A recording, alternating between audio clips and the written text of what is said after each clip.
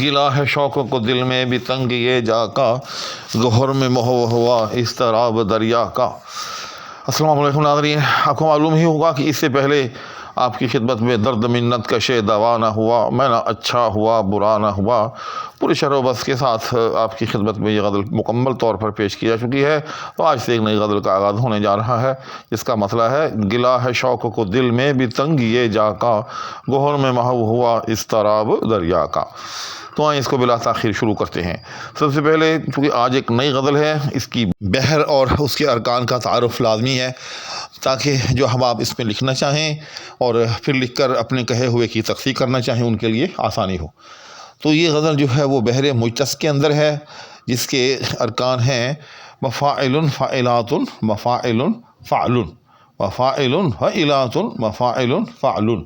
اور جو آخری فعل ہے اس میں چاروں شکلیں جو ہیں وہ جائز ہیں، اور چاروں کو پہلے مصرے میں جو ہے جمع کرنا درست ہے، یعنی فعل فعل فعلان اور فعلان۔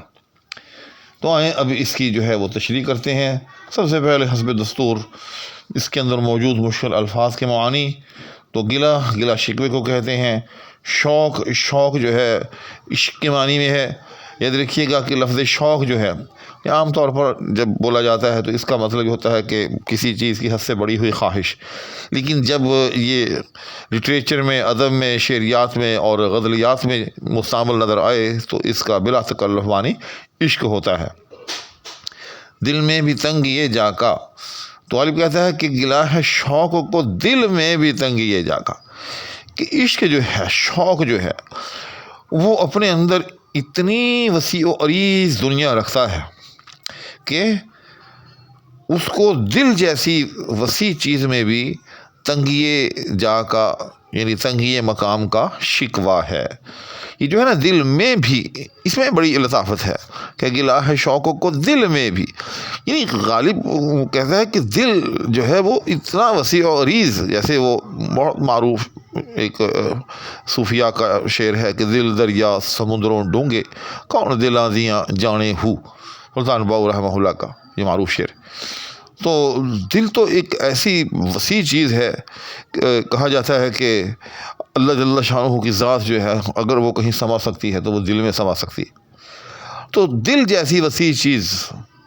اس میں غالب کہتا ہے کہ اس میں بھی جو عشق جو ہے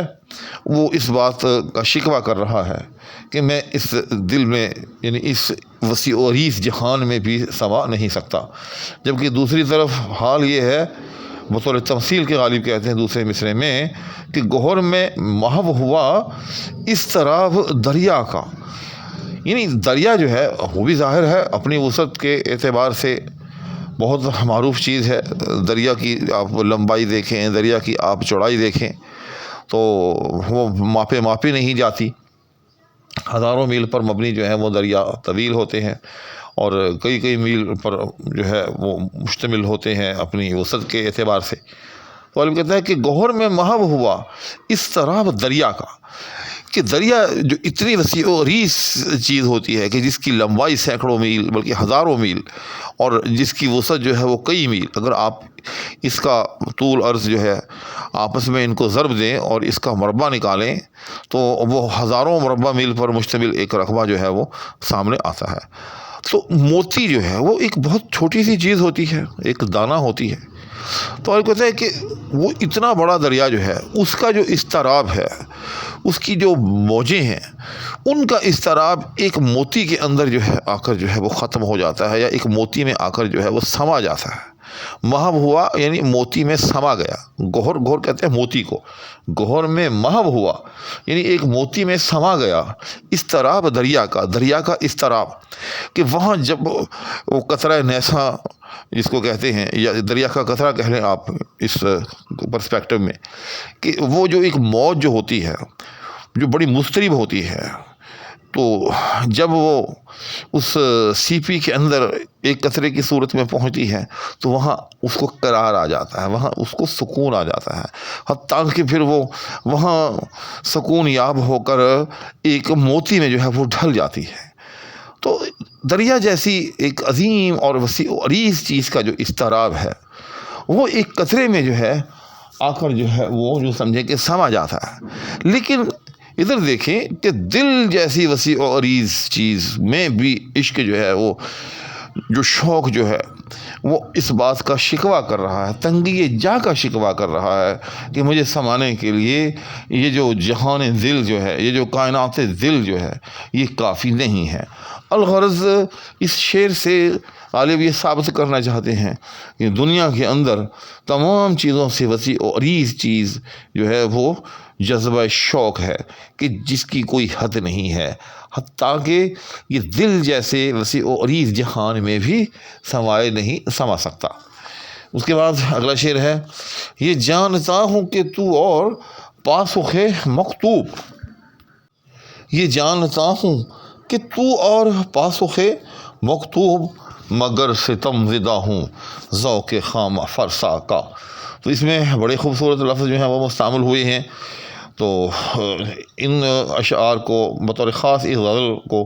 میں سمجھتا ہوں کہ ان احباب کے لیے سننا، دیکھنا، سیکھنا بہت ضروری ہے جو لغات کے شائق ہیں، جو چاہتے ہیں کہ ان کا ذخیرہ الفاظ جو ہے اس میں اضافہ ہو۔ تو آئیں اب اس کے معنی دیکھ لیتے ہیں۔ پہلے یہ جانتا ہوں کہ تو اور پاسخ مکتوب، پاسخ کہتے ہیں جواب دینا، اور مکتوب ویسے تو عربی کا لفظ ہے، مفعول کا صیغہ ہے، کتابت سے ہے، کوئی بھی لکھی ہوئی چیز جو ہے وہ مکتوب کہلائے گی، جس طرح سے کاتب لکھنے والی کو کہتے ہیں، اور مکتوب جو ہے وہ بروزن مفعول کسی بھی لکھی ہوئی چیز کو کہتے ہیں۔ ایک کتاب جو ہے وہ بھی ایک مکتوب ہے، ایک خط جو ہے وہ بھی ایک مکتوب ہے۔ لیکن جیسے وہ کہتے ہیں نا کہ اصطلاح بن جاتی ہے، تو اردو زبان میں جو لفظ مکتوب ہے وہ بطور خاص جو ہے وہ خطوط کے لیے مستعمل ہوتا ہے۔ تو غالب کہتا ہے کہ یہ جانتا ہوں، مجھے معلوم ہے، مجھے اچھی طرح سے معلوم ہے، اور وہ کیسے معلوم ہے؟ تیرا رویہ دیکھ کر، تیری تاریخ دیکھ کر، تیری ہسٹری دیکھ کر، کہ تو اور پاسخ مکتوب، کہ تو بھلا میرے خط کا جواب دے گا؟ ہو ہی نہیں سکتا، یہ تیرے مزاج کے مخالف ہے کہ تو اپنے عشاق کے خطوط کے جواب دے، بطور خاص میں مسکین کے خط کا جواب دے۔ لیکن غالب کہتا ہے کہ میں ہوں کہ پھر بھی تجھے خط لکھتا چلا جاتا ہوں، اس کے باوجود آئے روز جو ہے تیرے نام جو ہے ایک خط ڈال دیتا ہوں، تو پھر یہ کیوں ہے؟ تو اس کا جواب غالب جو ہے دوسرے حصے میں دیتے ہیں، مگر ستم زدہ ہوں ذوق خامہ فرسا کا، کہ میں ستم زدہ ہوں، یعنی میں اس کا ستایا ہوا ہوں کہہ لیں، یا یوں سمجھیں کہ اس کا مجبور کیا ہوا ہوں، کس بات کا؟ ذوق خامہ فرسا کا۔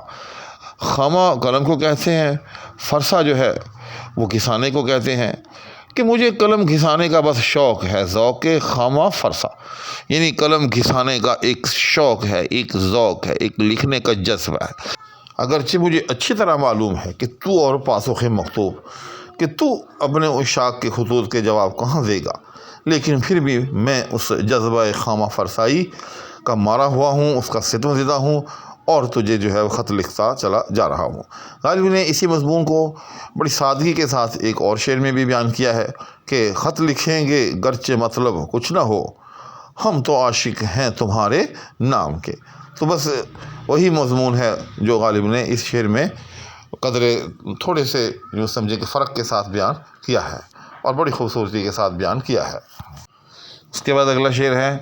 حنائے پائے خزاں ہے بہار اگر ہے یہی، حنائے پائے خزاں ہے بہار اگر ہے یہی، دوام کلفت خاطر ہے عیش دنیا کا۔ تو یہ غالب کا میں سمجھتا ہوں ایک بہت عظیم شعر ہے، اس میں ایک بڑی اصولی سی بات جو ہے وہ بیان کی گئی ہے، اور یہ ایک فلسفہ ہے جو غالب نے اس شعر میں بند کر دیا ہے، ایک یوں کہیں کہ کوزے میں دریا بند کر دیا ہے۔ لیکن میں دیکھ رہا ہوں کہ ویڈیو جو ہے اب وہ